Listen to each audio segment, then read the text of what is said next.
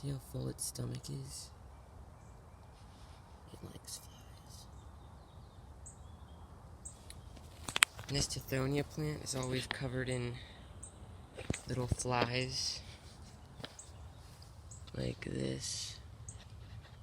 I don't know if you can see that. Flies like that. And see all these little flies? So this assassin bug is literally just living on this plant. Sucking flies. Sucks flies for a living.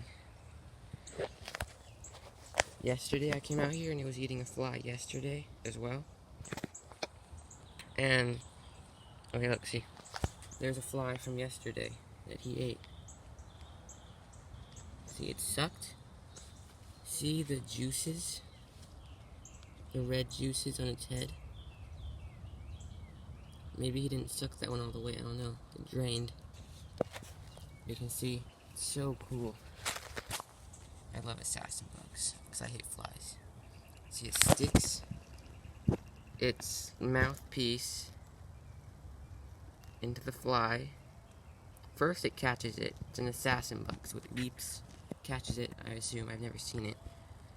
But then it sticks its proboscis, or mouthpiece, or dagger, because he's an assassin. Oh yeah. Sticks his dagger in. Sorry for the shaky footage. Sticks his dagger in, and I don't know if he sucks the inside of the fly, or if he releases some saliva or something like that that literally turns the inside of the... Oh, he's done. He finished sucking it.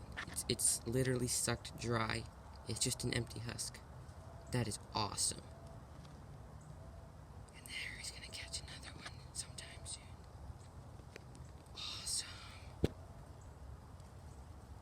So anyway, he releases whatever, and then it literally turns the inside of the fly to jelly, and he just sucks it out like a coconut. But yeah, he finished that fly.